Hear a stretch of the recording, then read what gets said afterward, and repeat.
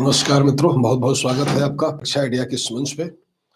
विगत क्लास में 15वीं शताब्दी से संबंधित जितने स्वतंत्र राज्य हैं उनका अध्ययन कर रहे थे। एक के बाद एक आधुनिक भारत की शुरुआत जब हम किए हैं तो पहले स्वतंत्र राज्यों की तरफ हम लोग चले हैं कि उत्तरकालीन मुगल व्यवस्था चरमराती है, केंद्रीकृत जो सत्ता है वो जब कमजोर होती है, उसके कमजोर होने पर कई क्षेत्रीय राज्यों का उदय हुआ। उन्हीं में एक राज्य सिख राज्य भी है जो पंजाब के इर्द गिर्द इलाकों में फैला। उसका केंद्र पंजाब ही था।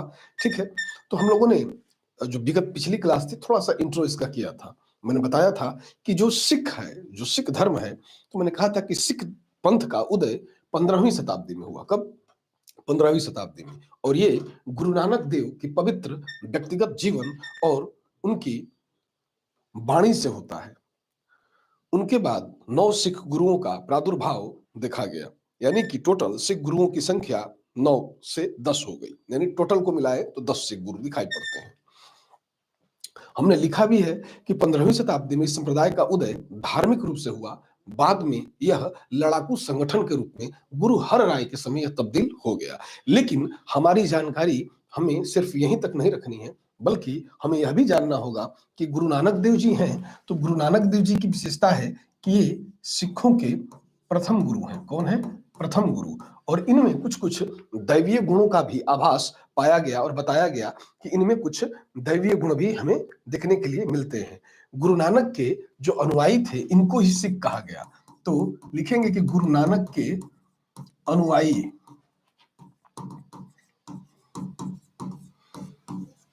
इन्हें ही सिख कहा गया। सिख कहा गया। ठीक है, पहली विशेषता, यानी कि पहले गुरु की विशेषता रही है। साथ ही हमने कहा था कि 1496 ईस्वी में कार्तिक पूर्णिमा को नानक को आध्यात्मिक पुनर्जीवन का आभास हुआ था। कब हुआ था? तो कहा 1496 में।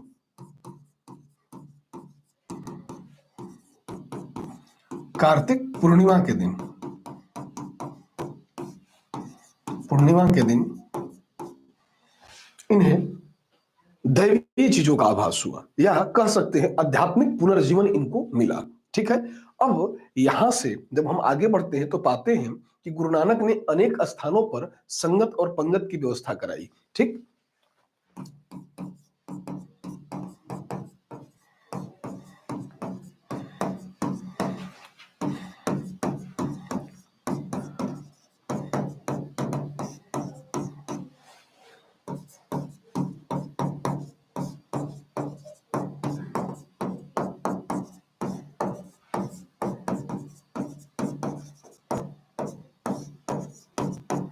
अब सवाल उठता है, यहाँ पे ध्यान देने वाली बात है कि ये संगत का क्या तात्पर्य है और पंगत का क्या तात्पर्य है, यानी संगत किसे कहते हैं और पंगत किसे कहते हैं। तो हमने कहा था कि संगत का मतलब होता है धर्मशाला। क्या होता है? संगत का मतलब होता है धर्मशाला। और पंगत का मतलब क्या होता है? लंगर, जो मुफ्त में जहां भोजन मिलता है, लंगर।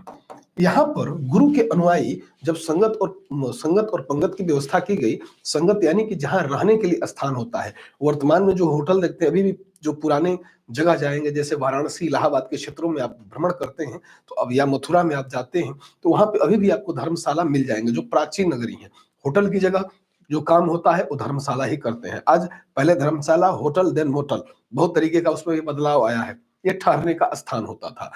और पंगत यानी लंगर, जहां मुफ्त में भोजन वितरित किया जाता था। संगत और पंगत के बहाने गुरु के अनुयायी आपस में मिलते थे, यानी कि एक निश्चित समय अवधि हो गई थी और वहां पे आपस में ये मिलने लगे, जो गुरु के अनुयायी थे, जिन्हें हम सिख कहकर संबोधित कर रहे हैं। ठीक है, ध्यान रखिएगा। अब इसके आगे अगर हम देखें तो हम कहते हैं कि संगत और पंगत ने गुरु नानक के अनुयायियों को एक संस्था का रूप दे दिया, यानी कि एक संस्था जहां पे लोग आकर रोज मिलते हों। फिर हम पाते हैं कि 1538 ईस्वी में गुरु की मृत्यु हो गई। गुरु नानक देव की मृत्यु, मृत्यु कब? 1538। साथ ही हम यह भी जानते हैं कि नानक देव जी ने 2 मुगलों का काल देखा था। 2 मुगल, एक बाबर और दूसरा हुमायूं, इन दो का काल को उन्होंने देखा था। यानी गुरु नानक देव की मृत्यु 1538 में हुई। 1530 में हम जानते हैं बाबर की मृत्यु हो गई थी। बाद में हुमायूं क्या हुआ था, राजाभिषेक हुआ था उसका, वो शासक बना था। तो दो मुगल बादशाहों के कार्यकाल को देखा था, जिसमें बाबर और हुमायूं का स्थान है। ठीक है, ध्यान रखिएगा। अब इसके आगे नेक्स्ट गुरु पे चलते हैं, जिनका नाम है गुरु अंगद देव। ठीक, यहां पे ध्यान रखिएगा, लिखा गया है 15वीं शताब्दी में इस संप्रदाय का उदय, यानी कि 1400 के इर्द गिर्द, यानी 1496-98 के इर्द गिर्द। फिर धार्मिक रूप से बाद में यह लड़ाकू संगठन के रूप में तब्दील। ठीक है, लड़ाकू संगठन कब होगा, गुरु हर राय के समय होगा। हम एक एक गुरुओं की चर्चा आपसे करते चलेंगे, जहां से भी सवाल बन सकता है आप करने में सक्षम होंगे। यानी कि पहले गुरु की चर्चा हमने किया तो मैंने कहा कि 1496 में कार्तिक पूर्णिमा के दिन क्या हुआ, तो इनका धार्मिक पुनर्जीवन मिलता है, यानी धार्मिक रूप से इनका उत्थान हुआ। गुरु के अनुयायियों को ही सिख कहा गया। गुरु नानक देव ने अनेक स्थानों पर संगत और पंगत की व्यवस्था कराई। बाद में संगत का तात्पर्य धर्मशाला से और पंगत का तात्पर्य लंगर व्यवस्था से है। साथ ही हमने कहा कि गुरु नानक देव की मृत्यु 1538 में हो गई। ठीक है, आगे बढ़ते हैं।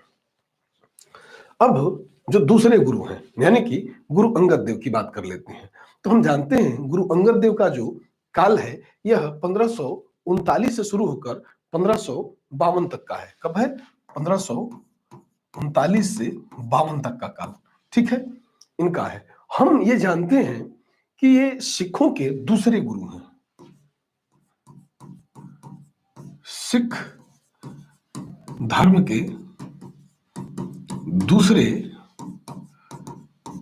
गुरु के रूप में। ठीक है, सिख धर्म के दूसरे गुरु के रूप में। ठीक, साथ ही हमें यह भी जानना होगा कि गुरु अंगद देव तब गुरु का दर्जा या अंगद देव उनका नाम पड़ा जब इन्होंने गुरु की जो पदवी थी, जो गद्दी थी, उसे ले लिया। उसके पहले इन्हें लहना नाम से जाना जाता था। इनका आरंभिक नाम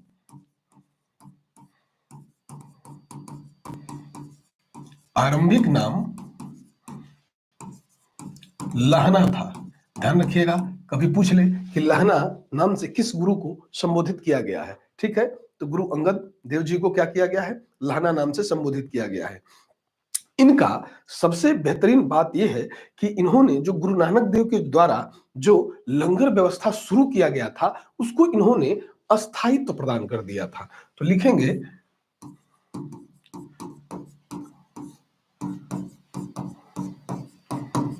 गुरु नानक देव के द्वारा आरंभ लंगर व्यवस्था को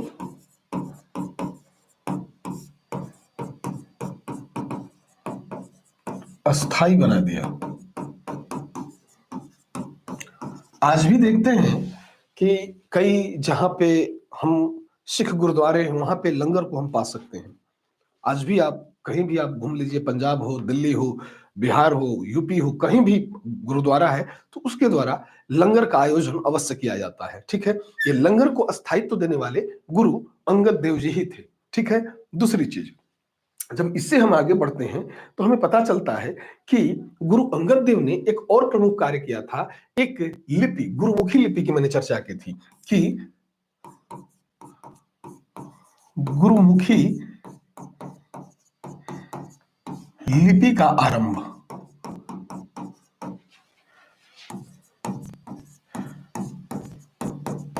उनके द्वारा किया गया। ठीक है, गुरुमुखी लिपि का आरंभ किया गया।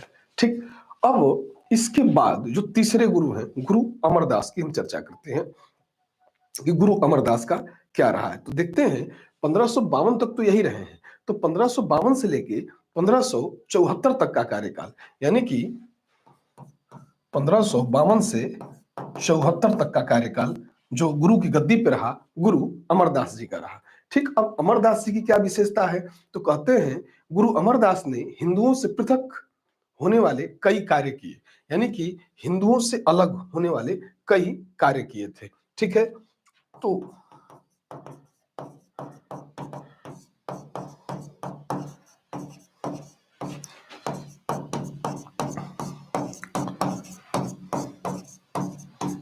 कई कार्य किए। जैसे अब ध्यान रखिएगा कि सिख समुदाय की उत्पत्ति हुई ही क्यों। सिख समुदाय की उत्पत्ति हिंदुओं में जो व्याप्त जाति व्यवस्था थी, जो रूढ़िवादिता थी, जो ब्राह्मणीय आडंबर था, ठीक है, उसी से निर्मुक्त होने का एक प्रयास था। और इसमें जातीय बंधन को हटाया गया और बताया गया कि कोई भी व्यक्ति जो सिख धर्म में शामिल हो रहा है उसे सिर्फ गुरु का शिष्य के रूप में दर्जा दिया जाएगा। यानी जो गुरु का शिष्य होगा यानी सिख होगा, उसे सिर्फ एक समुदाय में रखा जाएगा, यानी कि वह सिख है पूरी तरीके से। ठीक है, तो हिंदुओं से पृथक होने वाले कई कार्य, जैसे हम संस्कार की बात करते हैं, 16 संस्कार हिंदुओं में होते हैं।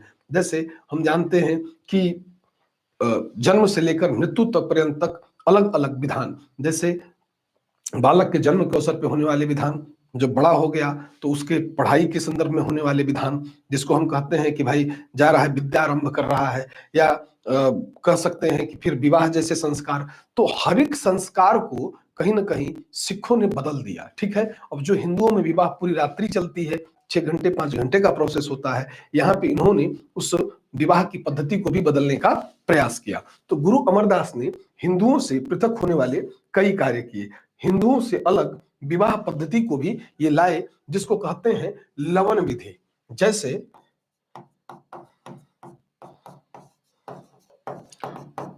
हिंदुओं से अलग विवाह पद्धति,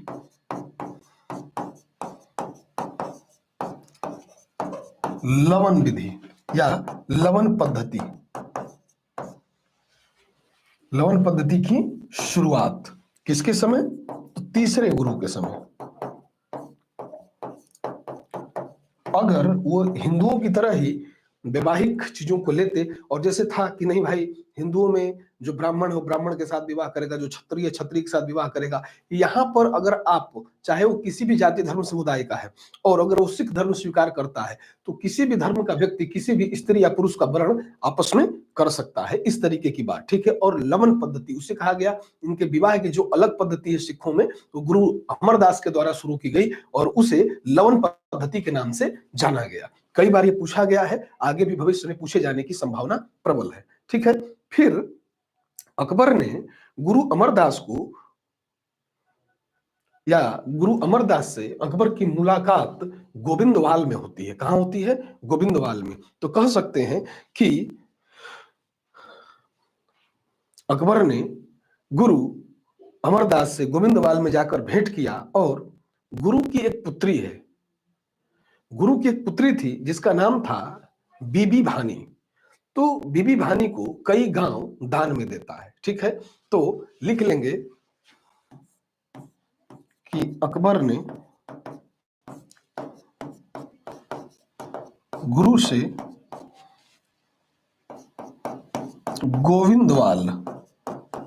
गोविंदवाल में भेंट किया तथा गुरु की पुत्री जिसका नाम था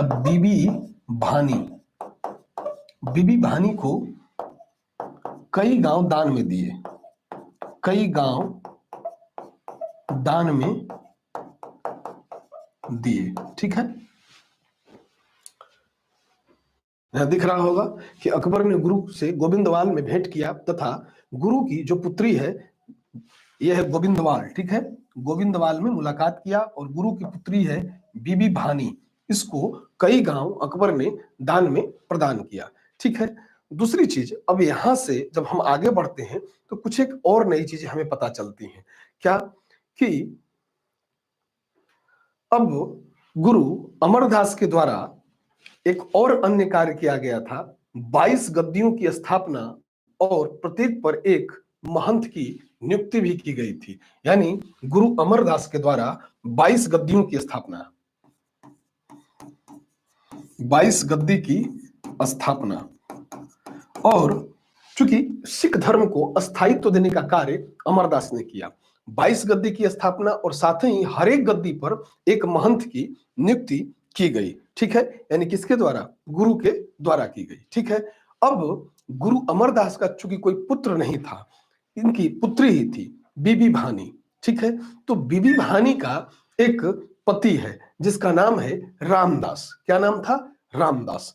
तो कहते हैं बीबी भानी का पति 1574 के बाद यानी 81 तक अगला गुरु की पदवी लेकर गुरु की गद्दी पे विराजमान होता हुआ दिखाई देगा। ठीक है, इसे हटाते हैं, आगे वाले पे चलते हैं। रामदास। ठीक है, अब रामदास की क्या खास बातें हैं, जरा उसको समझने का प्रयास करते हैं कि रामदास की कौन कौन सी वो बातें हैं जो ऐतिहासिक दृष्टिकोण से महत्वपूर्ण है, जरा उनको भी समझ लेते हैं। ठीक है, तो गुरु रामदास की शुरुआत कहते हैं 1574 से 1581।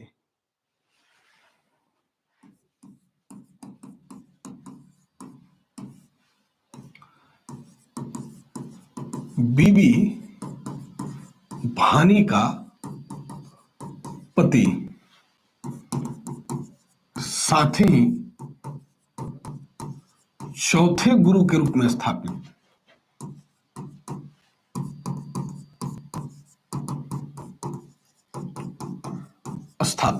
ठीक है, कार्यकाल का 1574 से 81। फिर यहां से हम आगे बढ़ते हैं तो कुछ एक तथ्य हमें और दिखाई पड़ते हैं। क्या? तो हम पाएंगे कि अकबर ने बीबी भानी को जो कई गांव दिए थे, लगभग वह 500 बीघा जमीन था। कितना? 500 बीघा जो भूमि था, उसी भूमि को इन्होंने यूटिलाइज करने का प्रयास किया। किसने? गुरु रामदास ने। यानी कि गुरु रामदास ने इस भूमि पर अमृतसर नामक जलाशय खुदवाया और अमृतसर नामक एक नगर की स्थापना की। ठीक, तो यहां लिख लेंगे सेकंड टॉपिक कि अकबर द्वारा प्रदत्त गांव जो लगभग 500 बीघा था, 500 बीघा था, इसी पर रामदास द्वारा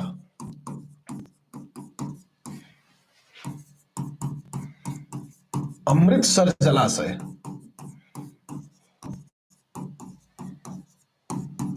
तथा अमृतसर नगर की स्थापना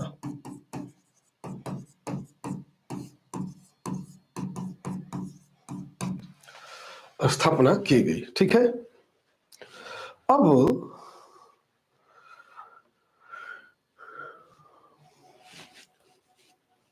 अगर आपसे सवाल पूछता है कि अमृतसर, जो कि आज सिखों का बहुत ही पवित्र स्थल के रूप में जाना जाता है, अमृतसर को, आप कभी अमृतसर जाते होंगे तो वहां पे एक बड़ा गुरुद्वारा भी है।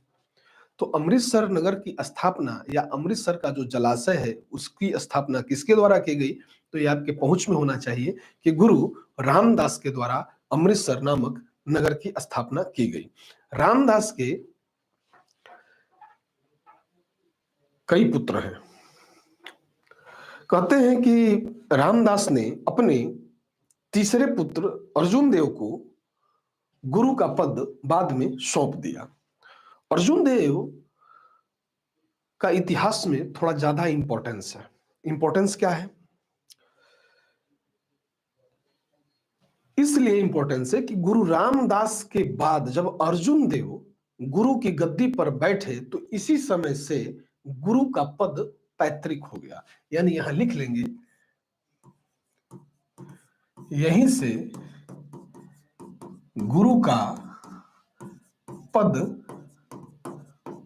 पैतृक हो गया। और ये गुरु अमरदास के तीसरे पुत्र थे और काफी बुद्धिमान और विलक्षण बुद्धि के थे। ठीक है, लेकिन इतिहास में इन्हें हम इसलिए याद रखते हैं कि इनके बाद ही गुरु का जो पद था वो पैतृक हो गया। अगर हम बात करें गुरु अर्जुन देव की तो हम कहते हैं कि अर्जुन देव का जो शासना काल है वो 1581 से 1606 तक का है। कब का है? 1581 से 1606 तक इनका शासना काल, यानी कि गुरु के पद पर या जो पदवी थी उस पर बैठने का जो काल इनका रहा है। ठीक है, इनके समय में धार्मिक पंथ में कई सुधार किए गए। यानी कि इसी समय हम पाते हैं कि सिखों का जो पवित्र ग्रंथ है गुरु ग्रंथ साहिब, उसका संकलन किया गया। यानी कि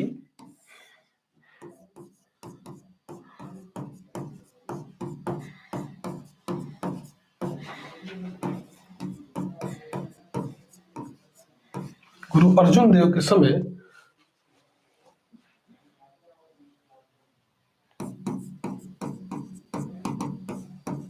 सिखों के पवित्र ग्रंथ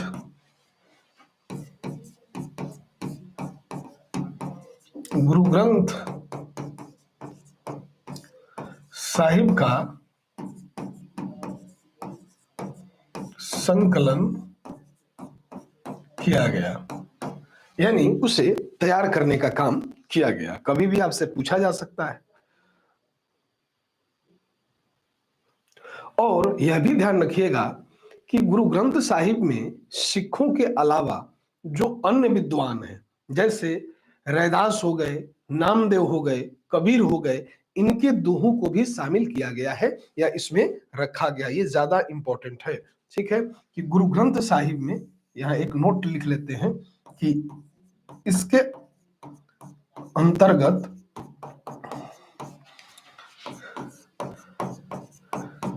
सिखों के अलावा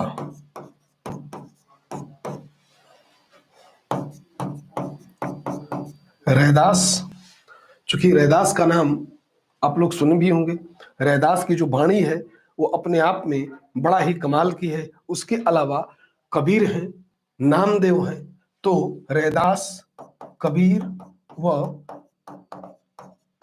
नामदेव के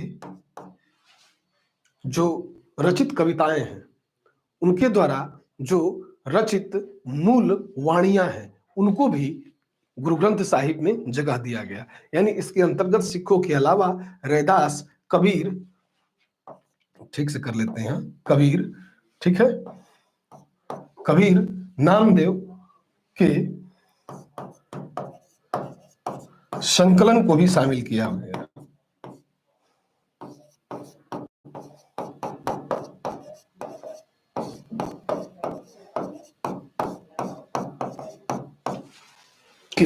ठीक है। कई बार यूपीएससी पूछता है कि किसके संकलन को गुरु ग्रंथ साहिब के अंतर्गत रखा गया है, तो रैदास भी हैं, कबीर भी हैं और नामदेव भी हैं। और ये सभी जातीय आडंबर और व्यवस्था के या जात पात के या उच्च नीच की जो व्यवस्था थी भारतीय समाज में जो व्याप्त थी, इन सब के विरोधी रहे हैं। ध्यान रखिएगा, इन कवियों का नाम या इन महापुरुषों का नाम इसीलिए भारतीय इतिहास में रखा गया है। गुरु अर्जुन देव ने अमृतसर जलाशय के मध्य में एक गुरुद्वारे का नाम निर्माण कराया, जिसे हरमिंदर साहिब कहा जाता है। ठीक, तो यहां लिख लेंगे गुरु अर्जुन देव द्वारा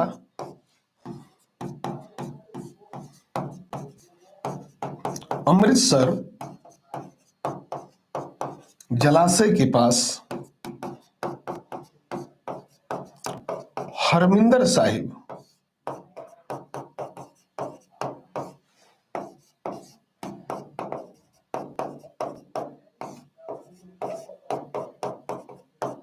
हरमिंदर साहिब की स्थापना की गई। ठीक है, यानी अब लगभग हम गुरु नानक से अपनी यात्रा आरंभ करके गुरु अर्जुन देव तक आ गए। ठीक है, यानी लगभग 5 गुरुओं को हम लोगों ने समझ लिया या जान लिया कि 5 गुरु कौन कौन से हैं। ठीक, अब इसके आगे गुरु हरगोविंद, जिन्होंने, कहते हैं इनका कार्यकाल 1606 से आरंभ होकर 1645 तक था, और गुरु हरगोविंद ने सिखों को धार्मिक समुदाय से अलग एक लड़ाकू समुदाय के रूप में तब्दील कर दिया। ये वो गुरु थे जिन्होंने सिख संप्रदाय, जो कि धर्म से ओतप्रोत था, उसे अब एक लड़ाकू संघ में बदल दिया था। किसने? गुरु हरगोविंद ने। इसका ध्यान रखिएगा। तो अब इसको हटाते हैं और अगले गुरु पे आते हैं, जिनके कार्यकाल को हम कहते हैं गुरु हरगोविंद। ठीक है, तो गुरु हरगोविंद का कार्यकाल 1600 1606 से शुरू होकर 1645। और ये कोई राजा नहीं थे, गुरु की पदवी पे बैठने वाले व्यक्ति। एक के बाद एक गुरु आ रहे हैं और 10 गुरु होंगे, ठीक। तब तक हम अपने प्रयास को जारी रखेंगे, ठीक है। हाँ, एक चीज ध्यान रखिएगा कि गुरु अर्जुन देव की मृत्यु कैसे हुई थी। तो ध्यान ये रखना है कि राजकुमार खुसरो की सहायता करने के कारण जहांगीर ने 1606 में गुरु अर्जुन देव को मरवा दिया था। नोट करिएगा इसको कि 1606 में गुरु अर्जुन देव की मृत्यु करवाई गई थी या मृत्यु दे दी गई थी। किसके द्वारा? जहांगीर के द्वारा। क्यों? क्योंकि राजकुमार खुसरो जो कि एक विद्रोही था, उसकी सहायता या उसे आशीर्वाद प्रदान कर दिया था गुरु अर्जुन देव ने। उनके यहां जाकर खुसरो ने शरण लिया था, जिससे क्रोधित हो गया कौन? जहांगीर। और गुरु को दिल्ली बकायदा बुलाया गया, उनके शरीर से पूरा उनका खाल उतार दिया गया, ठीक है। लोग कुछ तो ये भी इतिहासकार लिखते हैं कि शरीर का खाल उतार कर भूसा भर दिया गया था, ठीक है। बड़ी ही दुर्दांत तरीके से गुरु की हत्या की गई थी, ठीक है। इसी के परिणाम स्वरूप गुरु हरगोविंद जो गुरु की गद्दी पर बैठे, तो उन्होंने समझ लिया कि गुरु का पद सिर्फ धार्मिक समुदाय तक नहीं रहना चाहिए, बल्कि अब समय की मांग है कि अब हमें एक लड़ाकू सैनिक कौम के रूप में तब्दील होना होगा, ताकि अपनी रक्षा की जा सके। क्योंकि गुरु अर्जुन देव ने जो किया वो सभी संत करते हैं, ठीक है। क्योंकि संत के लिए कोई अच्छा या बुरा नहीं होता है, ठीक। संत एक सूझबूझ देने का कार्य करता है।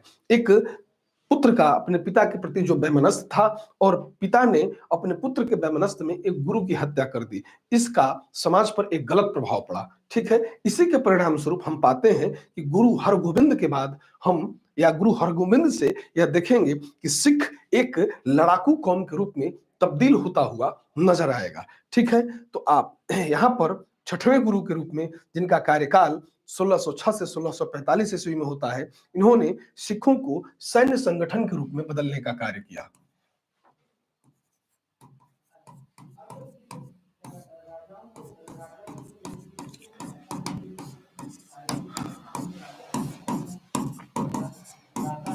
सैन्य संगठन के रूप में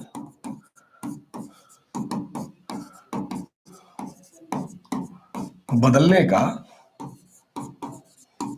कार्य किया, ठीक है। सिखों को सैन्य संगठन के रूप में बदला या उसे तब्दील करने का प्रयास किया, ठीक है। अब हम इससे आगे बढ़ेंगे तो कुछ एक फैक्ट और भी है। इन्होंने दारा सिकों को मिलने पर उसको आशीर्वाद भी प्रदान किया था। किसने? तो गुरु हर राय ने।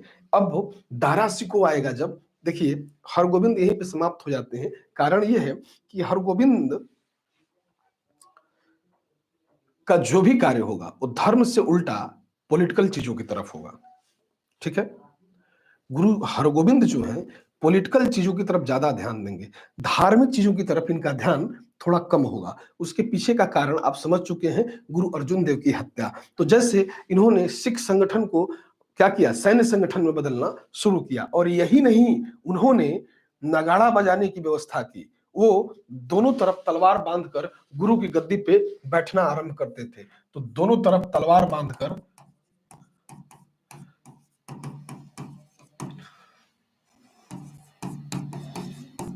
गुरु की गद्दी पर बैठना, साथ ही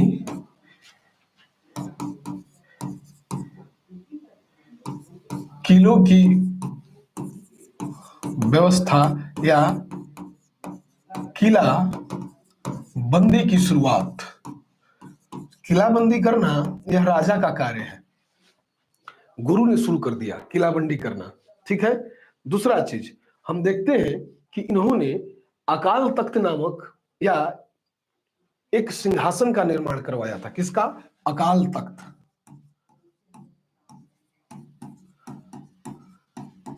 अकाल तख्त का भी निर्माण करवाया था। और अकाल तख्त का मतलब क्या होता है? ईश्वर का सिंहासन, ईश्वर का सिंहासन, ध्यान रखिएगा, ठीक है। गुरु हरगोविंद की बात है, ठीक है।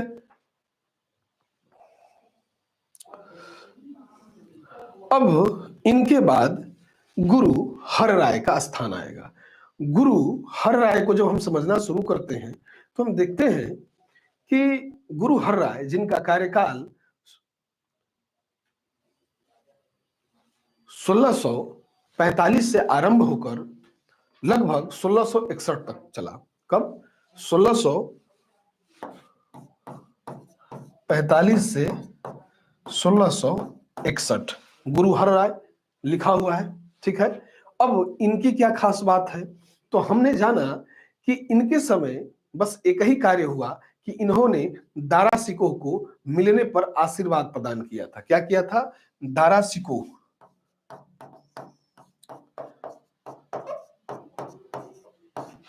के मिलने पर आशीर्वाद प्रदान किया।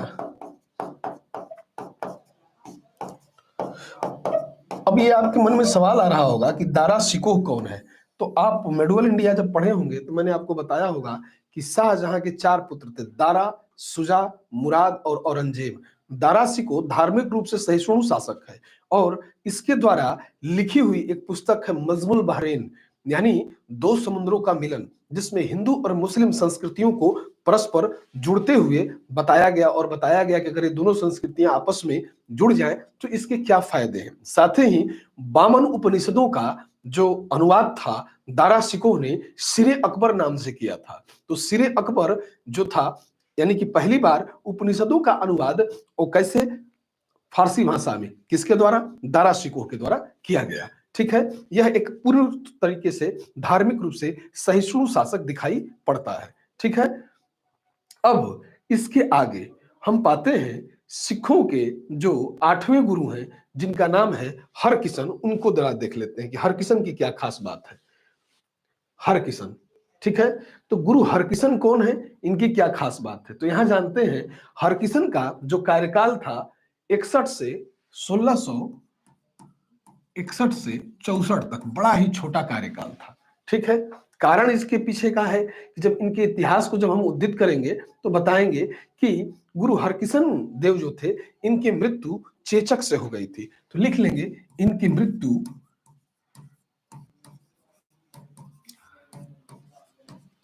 चेचक से हो गई। ठीक, जब इनकी मृत्यु चेचक से हो गई, महज 3 वर्ष का काल। और हम जानते हैं कि पहले ही जो गुरु हैं उन्होंने अकाल तख्त की स्थापना कर दी थी, यानी जो गुरु हरराय से पहले के जो गुरु हैं, तो यानी यहां पर पहले ही राजनीतिक संरचना की स्थापना हो चुकी है। अब यह धार्मिक समुदाय नहीं रह गया था, अब यह धीरे धीरे राजनीतिक या सैन्य संगठन के रूप में सिख तब्दील हो चुके थे। ठीक, और हमने कहा था कि इस कार्य को हरगोविंद ने ही कर दिया था। दो तरफ तलवार बांध के गुरु की गद्दी पे बैठना, अकाल तख्त की स्थापना करना, और अकाल तख्त का तात्पर्य ईश्वर के सिंहासन से। तो गुरु हरकिशन ने 1606 से 1645 के मध्य में जो कार्य किया वो सिखों को एक धार्मिक समुदाय से एक सैन्य समुदाय में तब्दील कर चुका था। उसका खामियाजा ये था कि गुरु हरकिशन जब गद्दी पर बैठे तो गद्दी पर बैठने के साथ ही महज 3 वर्षों में ही क्या होता है, तो हम पाते हैं इनकी मृत्यु चेचक से हो जाती है। इन्हें दिल्ली जाकर गुरु पद के बारे में औरंगजेब को सफाई देनी पड़ गई थी, या औरंगजेब ने, क्योंकि 1661 से 64 का जो कार्यकाल है वो आप पाएंगे इतिहास में, औरंगजेब उस समय मुगल बादशाह है, तो इनको गुरु पद के लिए सफाई देनी पड़ गई थी या गुरु पद के बारे में समझाना पड़ गया था। तो लिख लेंगे औरंगजेब को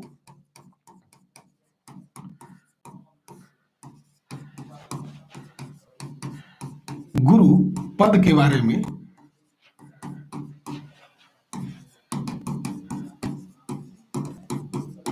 समझाना पड़ गया था।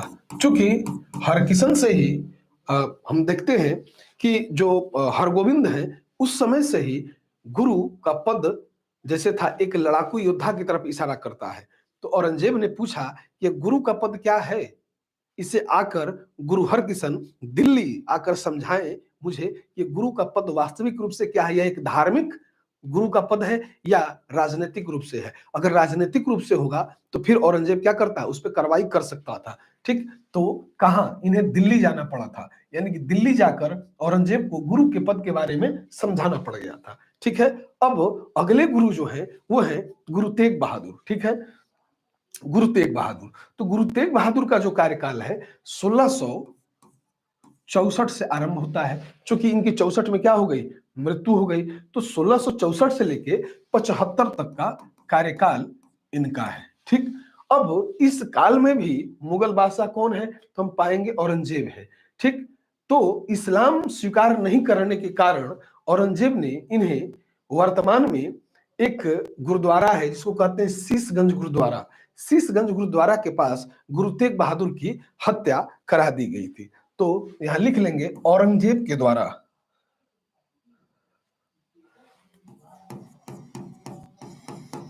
औरंगजेब के द्वारा इस्लाम धर्म स्वीकार न करने के कारण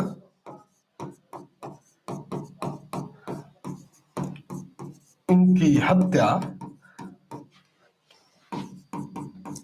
शीशगंज गुरुद्वारे के पास करवा दी गई।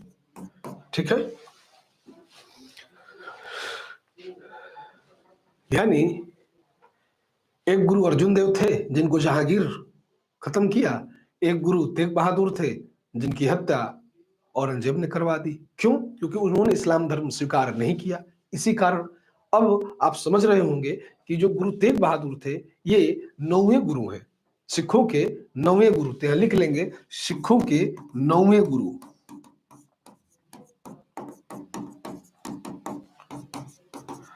गुरु, ठीक है। अब इसके बाद सिखों का 10वां और अंतिम गुरु के रूप में हम पाते हैं गुरु गोविंद सिंह जी को। ठीक है, आते हैं गुरु गोविंद सिंह जी को पढ़ते हैं। गुरु गोविंद सिंह, ठीक है। अब जब गुरु गोविंद सिंह को हम पढ़ना शुरू करते हैं तो सबसे पहले हमें ध्यान रखना होगा कि ये सिखों के अंतिम गुरु हैं।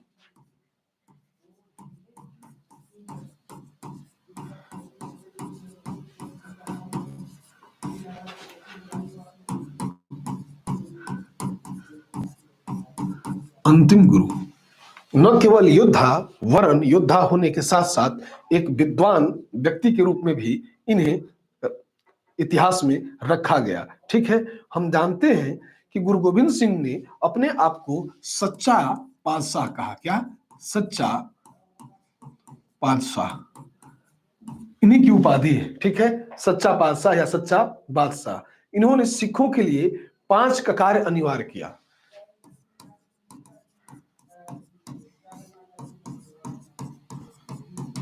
सिखों के लिए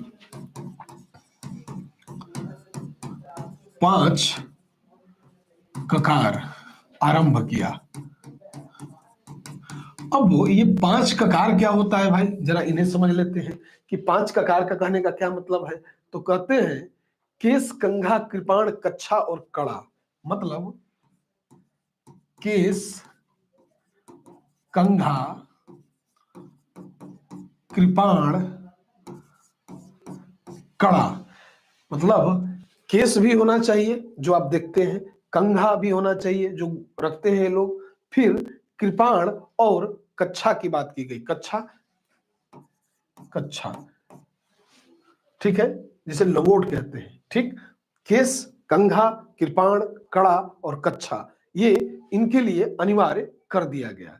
साथ ही इन्होंने सभी जो सिख थे उनके नाम के अंत में सिंह जोड़ना अनिवार्य कर दिया। सिख धर्म के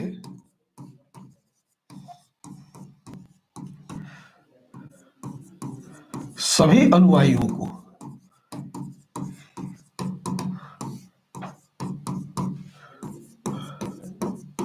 अपने नाम के पीछे सिंह लिखना अनिवार्य कर दिया, या सिंह लगाना अनिवार्य कर दिया। अब ये पूरी तरीके से गुरु गोविंद सिंह के समय हम पाते हैं जो सिख समुदाय है वो पूरी तरीके से एक योद्धा के रूप में तब्दील होता हुआ दिखाई देता है। ठीक है, चूंकि मैंने कहा कि गुरु गोविंद सिंह का संबंध सिर्फ तलवार से नहीं है, बल्कि इनका जो संबंध है वो बौद्धिक रूप से भी है। बौद्धिक रूप से कैसे है उसको समझेंगे। उसके पहले गुरु गोविंद सिंह है, इनका निवास स्थान आनंदपुर साहिब था। ठीक है, और कार्यस्थली पाओला थी। ध्यान रखिएगा, इनका निवास स्थान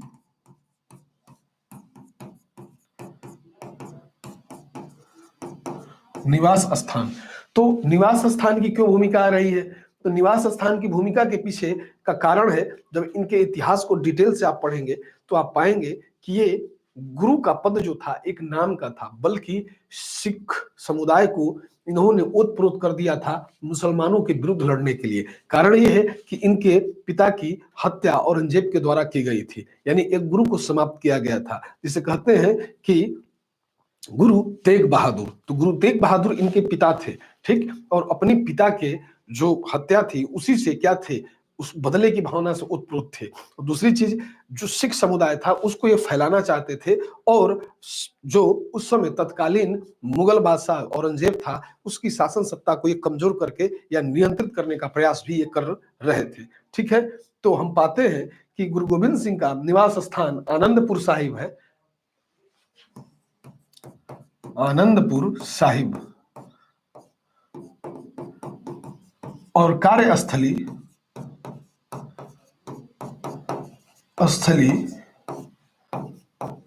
पाओली था। ठीक है, ध्यान रखना है, इनका निवास स्थान आनंदपुर साहिब व कार्यस्थली पाओली था।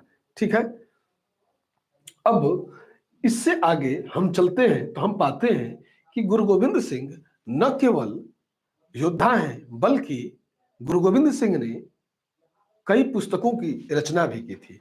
ये फारसी भाषा के अच्छे जानकार थे, और इनके द्वारा फारसी भाषा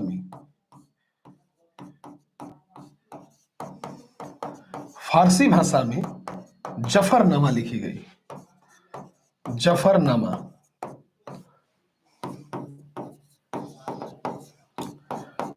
लिखी गई। ठीक है, साथ ही इन्होंने श्री कृष्ण अवतार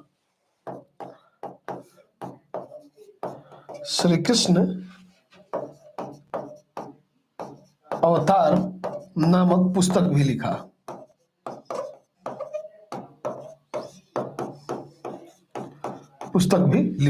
ठीक है, और इससे आगे चलते हैं तो हम देखते हैं कि गुरु गोविंद सिंह के दो पुत्र थे।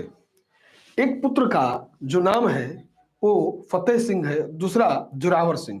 इन दोनों को सरहिंद का एक मुगल जो फौजदार है वजीर खान ने दीवार में चिनवा दिया था, इन्हीं के दो पुत्रों को। ठीक है, और लगभग दिसंबर के समय यह कार्य किया गया था।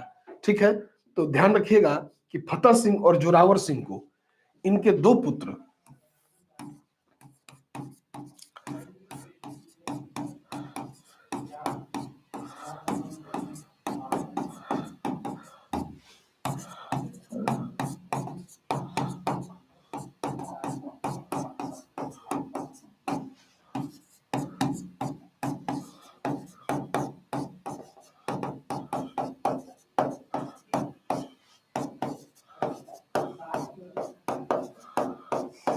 सरहिंद के सूबेदार वजीर खां द्वारा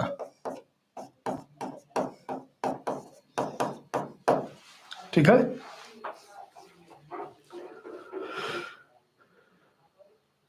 गुरु गोविंद सिंह की हत्या 1708 में नांदेड़ में कर दी गई। कहां की गई? नांदेड़ नामक स्थान पर। एक पठान था जिसका नाम था गुल खां पठान। ठीक, गुल खां पठान ने 1708 में गुरु गोविंद सिंह की हत्या कर दिया।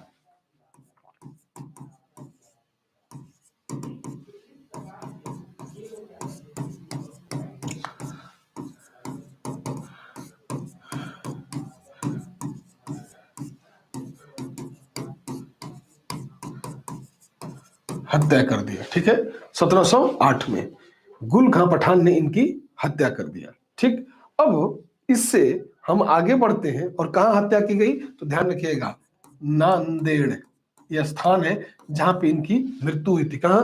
गुरु गोविंद सिंह जी की। ठीक है, इसका ध्यान रखिएगा। अब 1699 में हम पाते हैं कि गुरु ने एक पंथ की स्थापना की थी जिसे कहते हैं खालसा पंथ, यानी कि 1699 में गुरु के द्वारा बैसाख पूर्णिमा का दिन था या बैसाखी के दिन गुरु गोविंद सिंह ने खालसा पंथ की शुरुआत की और पाहुल प्रणाली की भी शुरुआत किया। यानी कि खालसा पंथ और पाहुल प्रणाली दोनों के ये जनक थे। खालसा पंथ तथा पाहुल प्रणाली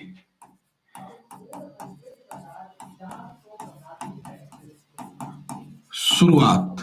ठीक है, खालसा पंथ तथा पाहुल प्रणाली की शुरुआत इनके द्वारा क्या की गई। ठीक, अब गुरु गोविंद सिंह ने सिखों के जो धार्मिक ग्रंथ था आदि ग्रंथ को वर्तमान रूप दिया और कहा कि गुरुवाणी सिख संप्रदाय के गुरु का कार्य करेगी, यानी कि गुरु के पद को इन्होंने समाप्त कर दिया।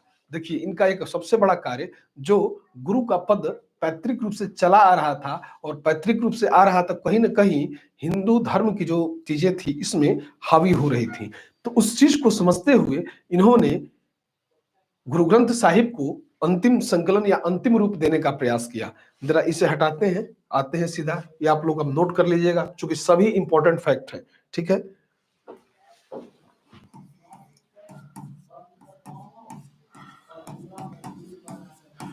पद को समाप्त किया।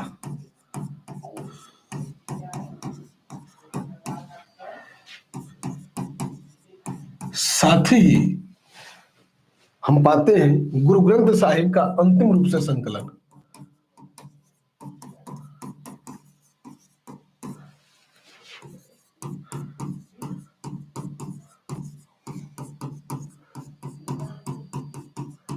संकलन किया गया।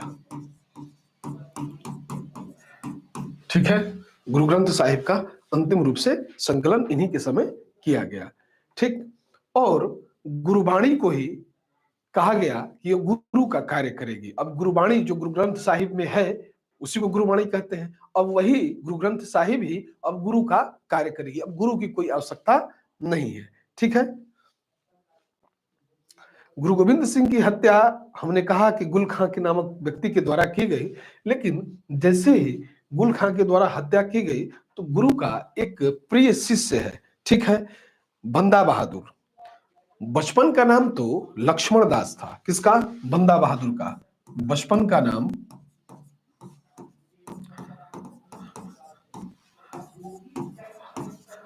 लक्ष्मण दास। ये गुरु का अति प्रिय शिष्य है। ठीक है, अति प्रिय शिष्य। इसके बारे में कहते हैं कि रामदेव भारद्वाज का यह पुत्र था। किसका? यानी कि बंदा बहादुर का जो पिता था, इनके पिता रामदेव भारद्वाज थे, इनके पिता। और यह बंदा बहादुर गुरु का अति प्रिय शिष्य था, यानी गुरु के अति प्रिय शिष्य के रूप में। ठीक है, गुरु का अति प्रिय शिष्य के रूप में इसे जाना जाता है।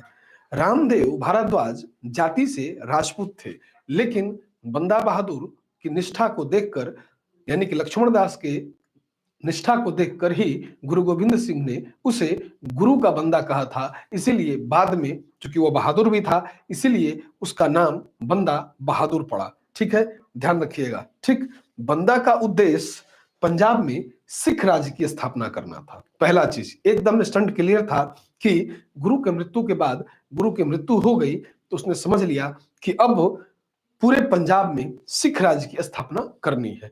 तो इसका उद्देश्य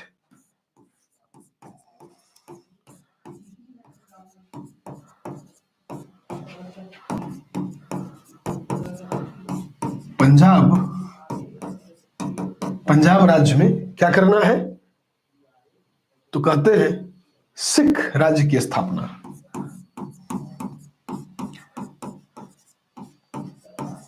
सिख राज्य की स्थापना करना, ठीक है, सिख राज्य की स्थापना करना इसका प्रमुख लक्ष्य था।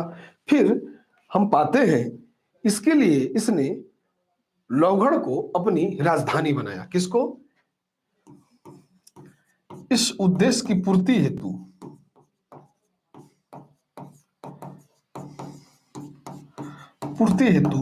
लौगढ़ को अपनी राजधानी बनाया। ठीक है, लौगढ़ को क्या करता है, अपनी राजधानी के रूप में बनाता है। इन्होंने गुरु नानक और गुरु गोविंद सिंह के नाम के सिक्के भी चलाए। किसके किसके नाम के? गुरु नानक देव तथा गुरु गोविंद सिंह के नाम के सिक्के भी चलाए।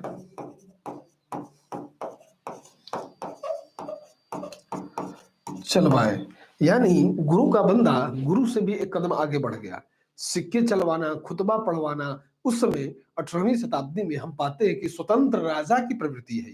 इस चीज को मुगल बर्दाश्त नहीं कर सकते थे, क्योंकि उनको लग रहा था कि नहीं, पंजाब में सिख समुदाय एक धार्मिक समुदाय के रूप में है जिसका वास्ता सिर्फ धर्म से है। लेकिन जब गुरु का बंदा यानी बंदा बहादुर ने जब गुरु की मृत्यु के बाद जब समस्त पंजाब में सिख राज्य की स्थापना करने का प्रयास किया और इस हेतु उसने लौगढ़ को जब केंद्र बनाया या अपनी राजधानी के रूप में तब्दील किया, साथ ही गुरु नानक देव और गुरु गोविंद सिंह के नाम से जब सिक्के चलवाने शुरू किए, तो उस समय मुगल बादशाह के लिए यह एक खतरे की घंटी जैसा था या दिखाई पड़ता है। ठीक है, अब इसके आगे हम पाते हैं कि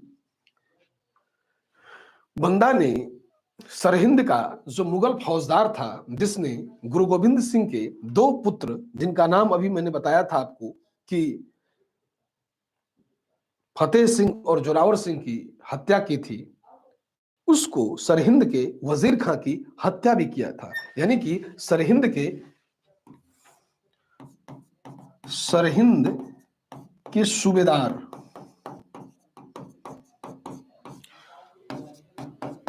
वजीर खां की हत्या किसके द्वारा? बंदा बहादुर के द्वारा, यानी उसकी हत्या कर दी गई। मुगल बादशाह उस समय फर्रुखसियर है। फर्रुखसियर के आदेश से 1716 ईस्वी में बंदा को गुरुदासपुर में एक जगह है नांगल, कौन सा? नांगल नामक स्थान पर पकड़कर मौत के घाट उतार दिया गया। लेकिन उसके पहले उसे दिल्ली लाया गया और उसके समर्थकों सहित उसे पिंजरे में बंद करके चारों तरफ दिल्ली में घुमाया गया, ताकि जो मुसलमानों के अंतर्गत जो सिखों का जो फियर बंदा बहादुर ने भरा था, उस फियर को वो निकाल सके। इसलिए उन्हें पिंजरे में बंद करके समस्त दिल्ली में नंगा करके घुमाया गया था। बाद में उनकी हत्या कर दी गई थी। यानी 1716 में हम पाते हैं कि फारूकसियर के आदेश पर गुरदासपुर के नांगल में क्या किया जाता है? बंदा बहादुर को पकड़कर उसे मार दिया जाता है। सहादरा के कुलागढ़ी एक क्षेत्र में, यानी कि कुल्हागढ़ी के नाम से जो जगह फेमस, अभी भी आप जाते होंगे दिल्ली सहादरा में, तो कुलागढ़ी नामक एक स्थान है। तो कुलागढ़ी नामक स्थान पर जहां बंदा ने हजारों मुगल सैनिकों को मारा था, वो भी आज भी एक यादगार के रूप में है। यानी कि हजारों मुगल सैनिकों की हत्या बंदा के द्वारा कुलागढ़ी में की गई थी। बंदा सिर्फ नाम से बंदा बहादुर नहीं था, बल्कि रियलिटी, जब इस इतिहास को हम चूंकि जीएस के हिसाब से पढ़ रहे हैं, जब ऑप्शनल के हिसाब से या ब्रीफ में पढ़ते हैं, तो हमें पता चलता है कि बंदा बहादुर रियलिटी में था क्या। यानी कि बंदा ने न केवल गुरु के एक विश्वास पात्र शिष्य की भूमिका निभाई, वरन उसने गुरु के अधूरे स्वप्न को भी पूरा करने का प्रयास किया। ठीक है, दूसरी चीज यहां पे हम यह भी देखेंगे कि बंदा बहादुर न केवल गुरु के शिष्य के रूप में, बल्कि जब पंजाब में उसने स्वतंत्र सिख राज्य की स्थापना करने का जब स्वप्न देखा, तो उसने किसानों और छोटी जातियों को लोगों को एक साथ एकजुट करने का भी प्रयास किया और मुगल फौज के खिलाफ लगभग 8 सालों तक लड़ता रहा। जोश खरोश के साथ लड़ता हुआ 1708 ईस्वी से लगभग 1715 ईस्वी तक सिखों के लिए एक बड़ी किरकिरी के रूप में, यानी 1708 से 1715 तक ये सिखों के लिए एक बड़ी किरकिरी साबित हुआ। सिखों के साथ मुगलों के लिए एक बड़ी किरकिरी साबित हुआ। ठीक है, सुधार लीजिएगा। ठीक है, दूसरी चीज, परंतु उसके कई सौ साथी जब गिरफ्तार कर लिए गए, दिल्ली की सड़कों पर जब घुमाया गया और बाद में जब मार दिया गया, तब इसका थोड़ा मनोबल टूटा। पंजाब में जो एक संपन्न वर्ग और ऊंची जातियों के लोगों ने उसके विरोधियों का साथ दिया था, क्योंकि वह छोटी जातियों और गरीब, जो कहते हैं गरीब जनता के जो थे, थोड़ा कम हिमायती थे। ठीक, इसी कारण यानी कि जब आपसी फुट हुई वहां पे, जब पंजाब के जो धनाढ़ वर्ग ने बंदा का विद्रोह शुरू किया, तभी बंदा क्या हुआ, मुगलों के कब्जे में आया। ठीक, अपनी धार्मिक कट्टरता के कारण वह मुगलों का विरोधी था, या कह सकते हैं कि मुगलों के विरोध का शिकार होना पड़ा। अपने सिर्फ और सिर्फ धार्मिक कट्टरता के कारण वह मुगलों की विरोधी ताकतों के साथ एकजुट नहीं कर पाया, और इसी कारण वो अंत में खत्म भी होता है या समाप्त भी होता है। ठीक है, यह उसका माइनस पॉइंट था, क्योंकि धार्मिक रूप से थोड़ा कट्टर था, गुरु का एक प्रबल शिष्य के रूप में उसे जाना जाता है। जो गुरु गोविंद सिंह का आदेश था वो उसके लिए ईश्वर का आदेश जैसा था। ठीक है, और उसी चीज को आजीवन बंदा निभाता रहा। और कहते हैं सिखों का प्रथम राजनीतिक नेता के रूप में भी जो संज्ञा दी गई, वो किसे दी गई, बंदा को दी गई। यानी कह सकते हैं कि सिखों का प्रथम राजनीतिक नेता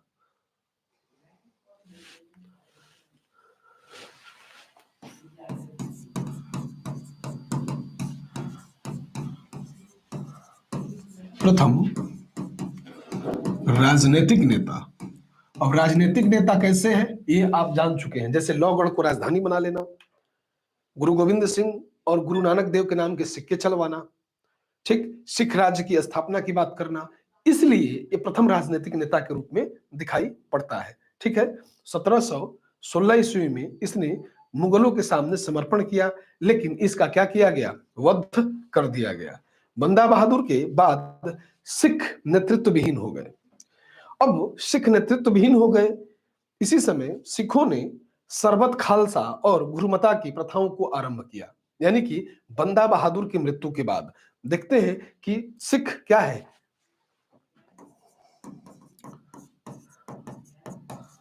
बहादुर की मृत्यु के बाद सिख समुदाय नेतृत्व विहीन हो गया। अब इसका नेतृत्व करने वाला कोई विशिष्ट व्यक्ति नहीं रह गया। ठीक है, नेतृत्व विहीन हो गया। और नेतृत्व विहीन हो गया तो उसी समय सिखों में एक सामान्य प्रथा की शुरुआत हुई। यानी इसी समय सिखों ने सरबत खालसा और गुरुमता की प्रथा को आरंभ किया।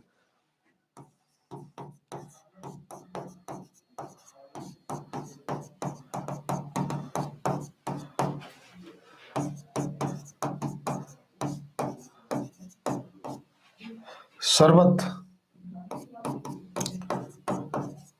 खालसा तथा गुरुमता की प्रथा का आरंभ किया। ठीक है, यानी सरबत खालसा की शुरुआत हुई और गुरुमता प्रथा की आरंभ की गई, यानी कि गुरुमता प्रथा की आरंभ। वैशाली, अब इसमें होता क्या है तो ये भी समझ ले कि वैशाली और दीपावली पर वर्ष में 2 बार, यानी कि वर्ष का जो 2 महीना था उसमें हम पाते हैं कि ये लोग एक विशिष्ट कार्य करते हुए दिखाई पड़ रहे हैं। यानी कि बैसाखी और दीपावली में 2 बार सिखों ने अपनी सभाएं आरंभ करनी शुरू कर दी। साथ ही ये जो सभाएं थी इन्हें सरबत खालसा कहा गया।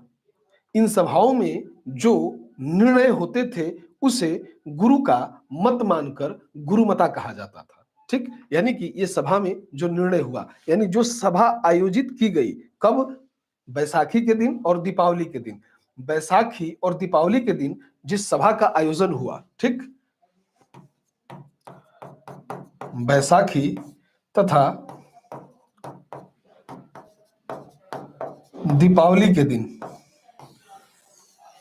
वर्ष में 2 बार, कितना? वर्ष में 2 बार ये क्या किया गया?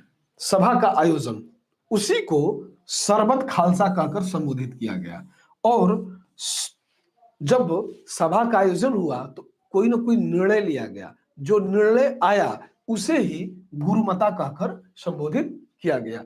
यानी कि प्रत्येक गुरु का क्या है? मत है। यही माना गया कि यह गुरु का मत है या गुरुमता है। ठीक है, इस पर ध्यान देंगे। ठीक, चूंकि यह बार बार पूछता है और जब भी आता है तो हमारे लिए थोड़ा सा किरकिरी हो सकता है, इस चीज का आप लोग ध्यान रखिएगा। ठीक है, दूसरी चीज, अब इससे आगे बढ़ते हैं तो हम पाते हैं 1748 ईस्वी में एक व्यक्ति है कपूर सिंह।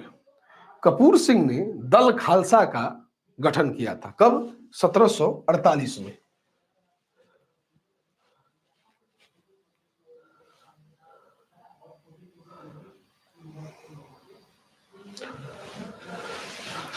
सत्रह सौ अड़तालीस में कपूर सिंह द्वारा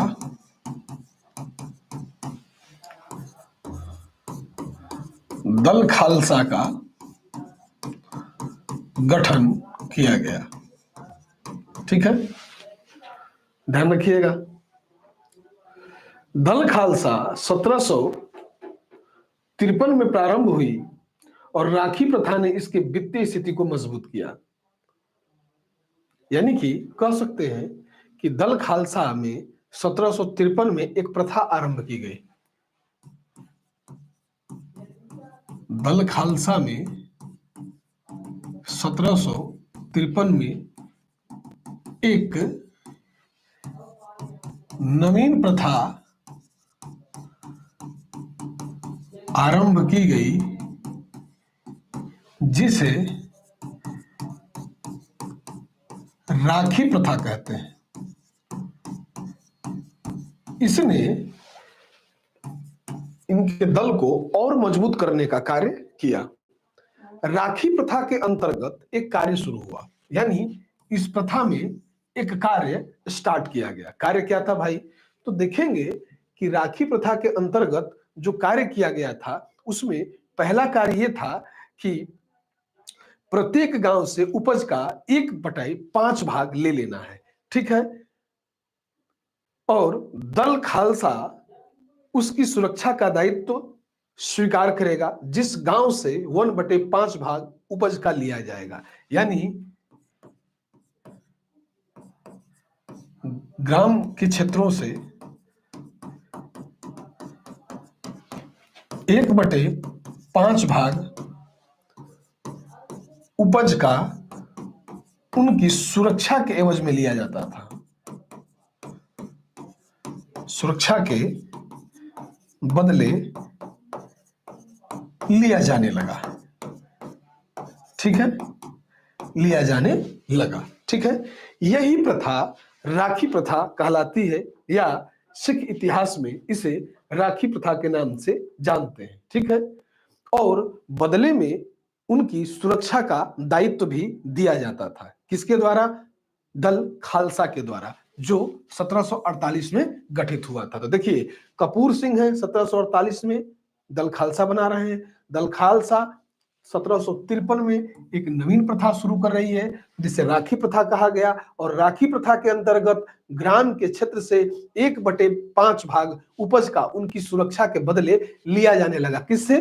दल खालसा से। ठीक इस तरीके से हम पा रहे हैं कि यही तथ्य सिखों के राजनीतिक अधिकारों का आधार बना। यानी यह जो तथ्य है ये कहीं ना कहीं सिखों के राजनीतिक आधार को ही कहीं ना कहीं प्रदर्शित करता हुआ आपको दिखा रहा है। दूसरी चीज, सिखों ने अपने छोटे राज्यों का निर्माण किया जिन्हें बाद में मिसल कहा गया। सिखों ने अपने छोटे छोटे राज्यों का निर्माण किया,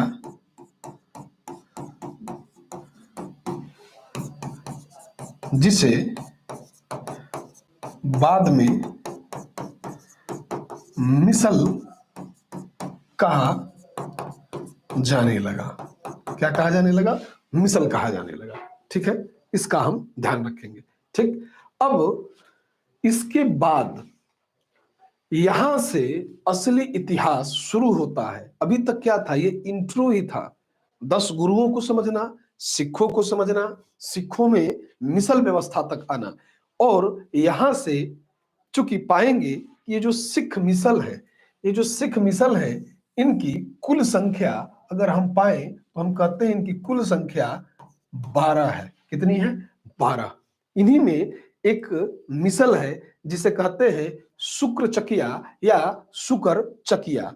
तो हम पाएंगे कि शुक्र चकिया या शुक्र चकिया जो कि महासिंह के नेतृत्व में था, और उन्हीं का एक पुत्र है राजा रणजीत सिंह, जिसने समस्त सिखों का विलय शुक्र चकिया मिसल में किया और पंजाब का यानी कि पूर्ण पंजाब का एक अधिनायक शासक बन के उभरा। ठीक है, उनकी एक ही आंखें थी, तो कहते थे कि ईश्वर ने मुझे सिर्फ एक आंख प्रदान की ताकि सभी धर्मों को मैं समान रूप से देख सकूं। ठीक है, वो काणे थे आंख से, यानी एक ही आंख थी जन्म से।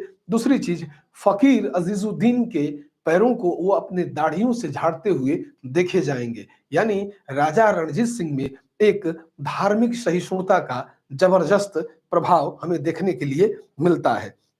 साथ ही पंजाब में सिख राज्य का वास्तविक संस्थापक के रूप में राजा रणजीत सिंह को माना जाता है। ये सिखों के पहले सार्वभौमिक शासक के रूप में इतिहास में खुद को दर्ज कराते हैं, जिन्होंने पंजाब के एक बड़े क्षेत्र पर अधिकार करके मुल्तान, पेशावर, कश्मीर और लद्दाख तक अपने सिख राज्य का विस्तार किया था। राजा रणजीत सिंह का जन्म अगर देखें तो हम कहते हैं 1780 ईस्वी में हुआ। इनके पिता का नाम महासिंह है। इनका मिसल यानी कि सिखों के 12 मिसल है जो छोटे छोटे पंजाब के राज्यों पे क्या है? फैले हुए हैं। तो ये शुक्र चकिया या शुक्र चकिया मिसल से जुड़े हुए हैं। 1797 में इनका जो आमना सामना होता है वो काबुल का शासक जमान शाह को लेकर हो जाता है। जब जमान शाह का पंजाब पर आक्रमण हुआ तो राजा रणजीत सिंह ने उसका विरोध किया या प्रतिरोध करने का प्रयास किया। राजा रणजीत सिंह के नेतृत्व में सिख सेना ने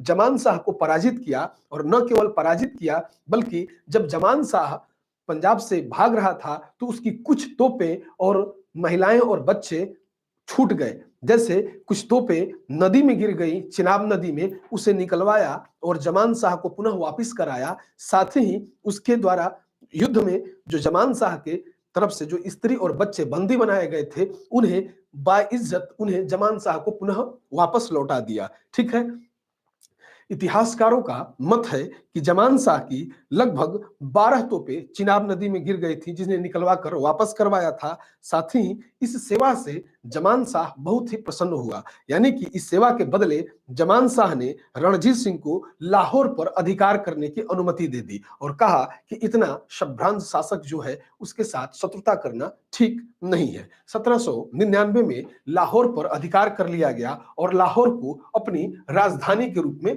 बनाया गया। राजा रणजीत सिंह के समय राजनीतिक राजधानी लाहौर रही और धार्मिक राजधानी के रूप में अमृतसर ने कार्य करना शुरू किया। यहां से यानी कि राजा रणजीत सिंह से हम शुरू करेंगे सिख इतिहास को और बताने का प्रयास करेंगे कि आखिर 18वीं शताब्दी में या जो 18वीं शताब्दी में सिख राज्य की स्थिति किस प्रकार की दिखाई दे रही है या किस तरीके के सिख राज्य हम देख सकते हैं। ठीक है, चलिए नेक्स्ट क्लास में हम शुरू करते हैं राजा रणजीत सिंह को। ठीक है, थैंक यू।